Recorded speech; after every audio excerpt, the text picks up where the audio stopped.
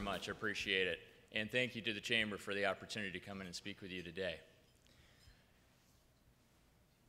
Where's my... I know I'm mixing it up here using PowerPoint slides, but it's what I'm used to, and I enjoy the pictures. One of the advantages of being in a pretty interesting business. So SpaceX overall designs, or I should say we, design and manufacture and launch advanced rockets and spacecraft. We were founded in 2002 by Elon Musk to revolutionize space technology with the ultimate goal of enabling people to live on other planets. And so I think it's apropos that I come here today to kick off World Trade Week when I'm a company that's focusing on multi-world trade week. So hopefully in the decades to come, I'll be back to talk to you about trade between Mars and Earth. But for now, we'll focus on Earth. So real quick, we're the fastest growing launch provider in the world. We have more than 60 missions on manifest at this point, which represent over $8 billion in contracts. We have over 4,000 employees at this point, and importantly here, over 3,000 of them here in LA County.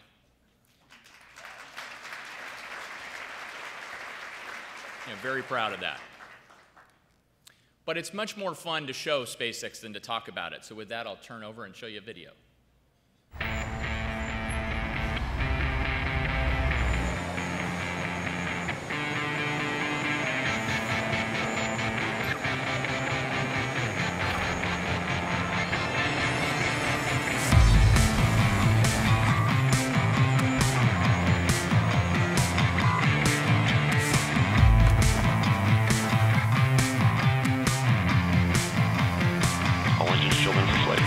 Vehicles in auto idle. 5, 4, 3, 2, 1. And liftoff of Apollo 9.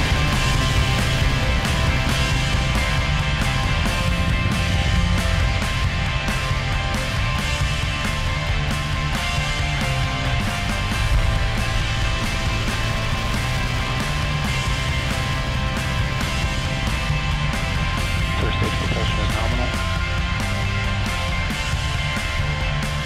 Payload deploy confirmed.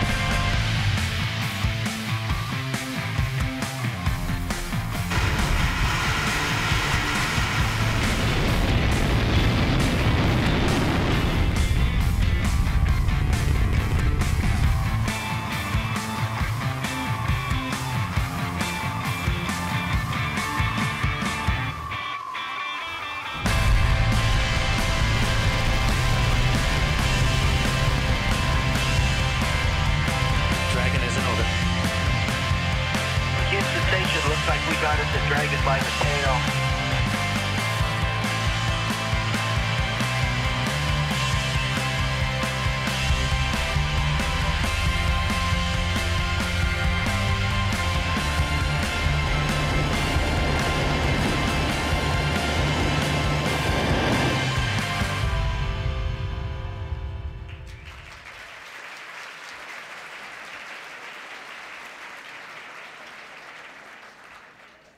As you can see, much more fun than listening to me.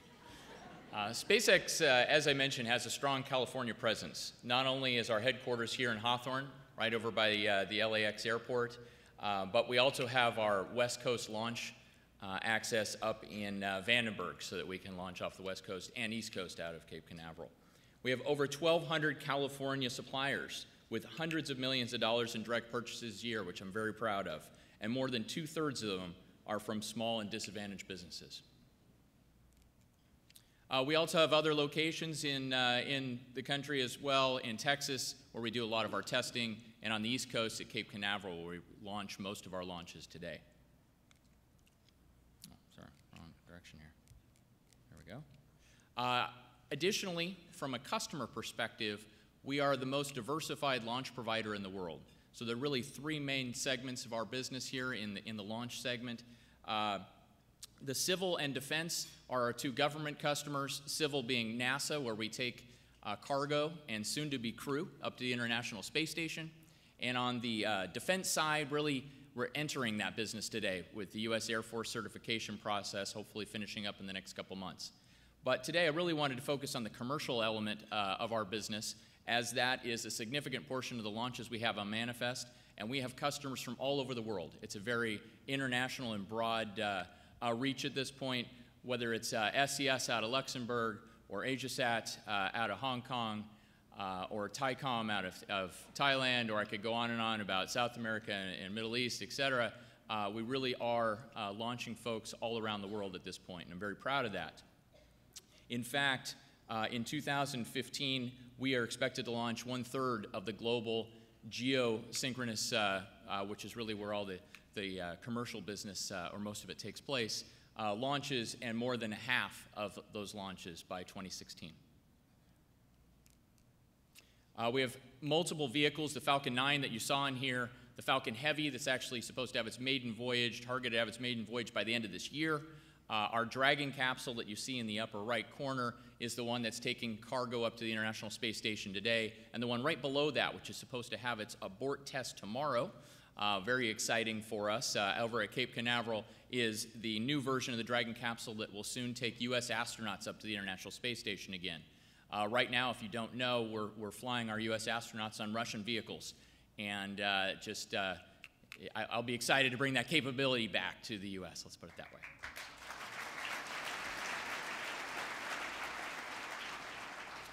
You know, and speaking a little bit about the global commercial launch market, you know, the launch market itself on a global commercial scale is very strong and stable and predictable.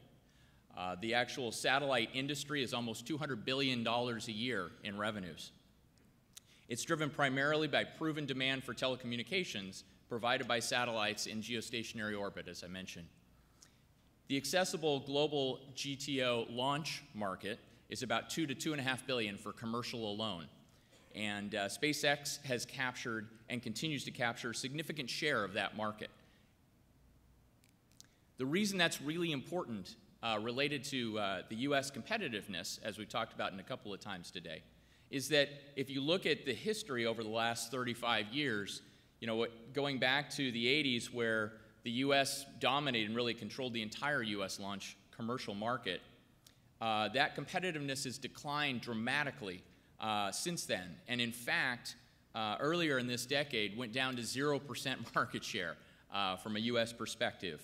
The French and Russian rockets dominated the market, averaging 80 to 100% of the launches.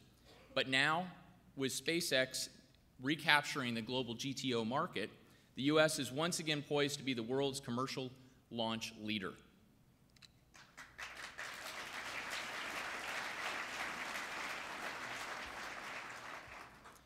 So what's next for SpaceX and really for launch and for our whole aerospace industry? Well, I would tell you that first and foremost, when you work at SpaceX, you have to know it's about innovation. And what I'm proud about is that innovation is happening right here in California, right here in LA County. So how do we change that and how do we do it? Well, it's driven really from Elon and driven from our culture. We draw talent from many different industries, not just the aerospace industry, and we believe that innovation should be expected and rewarded, and we're focused on that on a daily basis.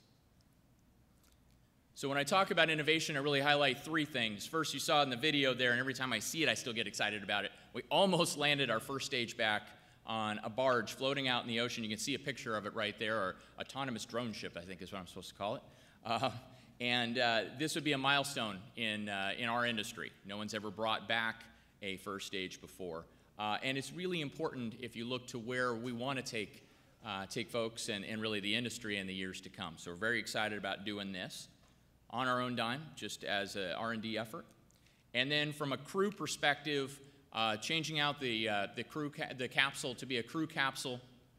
We're working on the suits and the seats and the life support and the emergency escape system that we're testing actually tomorrow at Cape Canaveral to make sure it's the safest and most reliable vehicle as far as built for man, targeting to fly in the next 2 to 3 years, and will carry a crew of NASA astronauts to orbit. And then lastly, the Falcon Heavy, and the reason the Falcon Heavy is critical is that it will be the world's largest lift capacity to orbit. And so if we look beyond what we're doing today to all the exciting things that we're hoping to achieve in aerospace in the years to come, that's an important element to add to the portfolio. So lastly, You can see where do we go from here. Well, we've done the first one, Earth orbit. In fact, we've launched twice successfully in the last 3 weeks. So our cadence of launches at SpaceX is really starting to pick up.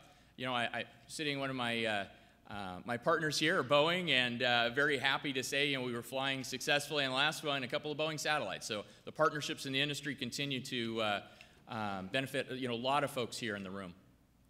But you can see Mars right there on the sheet. Mars is clearly a focus. It has been since we started.